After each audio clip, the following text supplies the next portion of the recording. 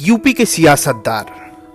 उत्तर प्रदेश विधानसभा चुनाव 2022 के विशेष संदर्भ में देखना न भूले चुनावनामा की विशेष पेशकश यूपी के सियासतदार, जिसमें हम बताएंगे यूपी के प्रमुख सियासतदारों से जुड़े दिलचस्प किस्से। तो जरूर देखें हमारी यह खास पेशकश यूपी के सियासतदार। यूपी में चुनावी राजनीति का बिगुल बज चुका है। हर दल और उसके नेता एक दूसरे को चुनावी पटकनी देने में लग चुके हैं। ऐसे में आज के इस विशेष एपिसोड यूपी के सियासतदार में हम बात करेंगे उस मुख्यमंत्री के बारे में जिन्हें भारत रत्न से नवाजा गया। आज हम आपको बताएंगे यूपी के उस चीफ मिनिस्टर की कहानी जिन्हें बचपन में घर वाले थपुआ कहकर बुलाते थे। जी हाँ दोस्तों, आज के इस विशेष एपिसोड में हम आपको बताएंगे उस नेता की दिलचस्प कहानी जो अपने मुख्यमंत्री काल में चाय नाश्ते का पैसा भी अपनी जेब से भरते थे। नमस्कार दोस्तों, यूपी के सियासतदार में हम आज आपको बताने जा रहे हैं स्वतंत्र भारत के प्रदेश के पहले मुख्यमंत्री और देश के चौथे गृह मंत्री पंडित गोविंद बल्लभ पंत की पूरी कहानी। अल्मोड़ा के खूंट जिले में 10 सितंबर 1887 को जन्मे गोविंद बल्लभ पंत मूल रूप से मराठी थे। मां के नाम गोविंदी बाई के नाम पर ही इनका नाम गोविंद पड़ा। पिता की सरकारी नौकरी और हर साल तबादले के कारण गोविंद बल्लभ पंत का लालन पालन उनके नाना बद्रनाथ जोशी के यहाँ हुआ। उनके व्यक्तित्व और राजनीतिक विचारों पर उनके नाना का गहरा प्रभाव था। बचपन में बहुत मोटे थे और बच्चों के साथ खेलने की बजाय एक स्थान पर बैठे रहना पसंद करते थे। इसी वजह से घर वाले उन्हें थपुआ कहकर पुकारते थे, लेकिन शरीर से थपुआ, दिमाग से बहुत मेधावी थे। गोविंद बल्लभ पंत 1905 में अल्मोड़ा से इलाहाबाद आ गए। इलाहाबाद विश्वविद्यालय से कानून की डिग्री हासिल की और काशीपुर में वकालत शुरू कर दी।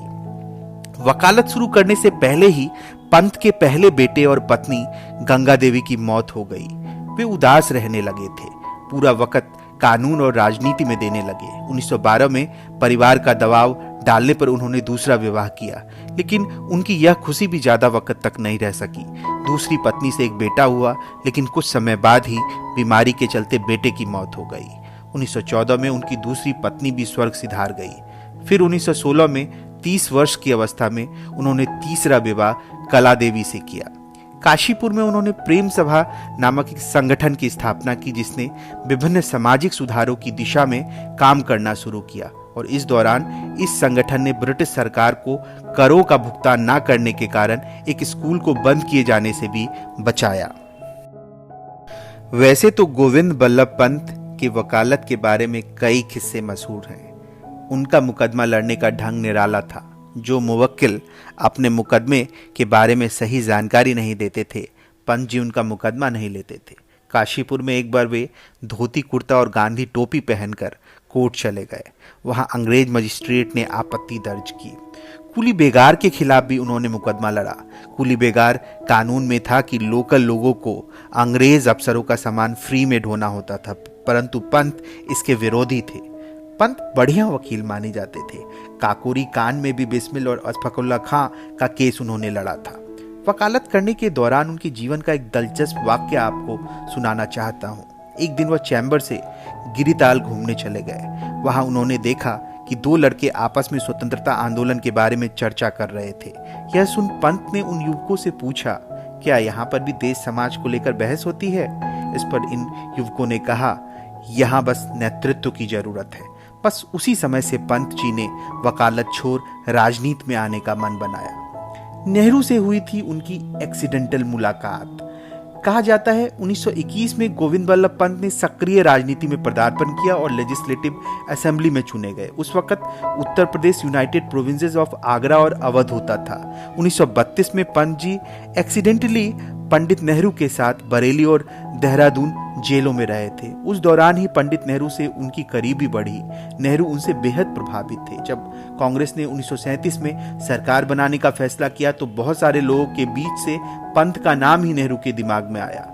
इस प्रकार 1937 में गोविंद बल्लभ पंत संयुक्त प्रांत के प्रथम प्रधानमंत्री बने और स्वतंत्रता के उपरांत नेहरू का पंत पर भरोसा बना रहा और वे उत्तर प्रदेश के पहले मुख्यमंत्री भी बने। 1946 से 56 तक वो यूपी के मुख्यमंत्री पद पर रहे। इस दौरान 1951 में हुई यूपी विधानसभा चुनाव में वे बरेली म्यूनिसिपल सीट से निर्वाचित हुए। मुख्यमंत्री के रूप में उन्होंने किसानों के उत्थान और अस्पृश्यता उन्मूलन की दिशा में महत्वपूर्ण कार्य किया। उनके मुख्यमंत्री काल की एक बड़ी रोचक घटना है। एक बार पंत जी सरकारी बैठक कर रहे थे। जाहिर सी बात थी, जब मुख्यमंत्री खुद बैठक कर रहे हो तो उसमें चाय नाश्ते का इंतजाम होना ही था। बाद में जब बैठक के चाय नाश्ते का बिल पास होने उनके पास आया तो उन्होंने बिल पास करने से मना कर दिया। उन्होंने कहा कि सरकारी बैठकों में सरकारी खर्चे से केवल चाय मंगवाने का नियम है। ऐसे में नाश्ते का बिल नाश्ता मंगवाने वाले व्यक्ति को खुद देना होगा। हाँ, चाय का बिल जरूर पास हो सकता है, पर नाश्ते पर हुए खर्चे को मैं सरकारी खजाने से चुकाने की इजाजत कतई नहीं दे सकता। उस खजाने पर जनता और देश का हक है, मंत्रियों का नहीं। यह सुनकर सभी अधिकारी चुप हो गए।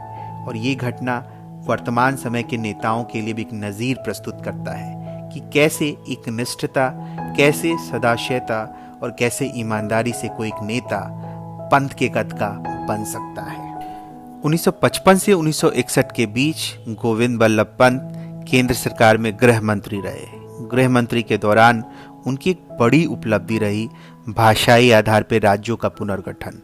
उस वक्त ये आशंका जताई जा रही थी कि ये देश की एकता के लिए घातक हो सकती है, मगर हुआ ठीक इसके उलट। हालांकि अगर पंत जी को सबसे अधिक किसी चीज के लिए जाना जाता है तो हिंदी को राजकीय भाषा का दर्जा दिलाने के लिए ही। 1957 में उनको भारत रत्न मिला और भारत रत्न के मिलने के 4 वर्ष बाद ही 7 मई 1961 को 74 वर्ष की अवस्था में गोविंद बल्लभ पंत का निधन हो गया। और इस तरह से उत्तर प्रदेश की राजनीति का सिरमौर और कह सकते हैं पोस्ट इंडिपेंडेंट उत्तर प्रदेश की राजनीति का एक प्रमुख हस्ती गोविंद बल्लभ पंत जो है इस दुनिया से विदा ले लिए।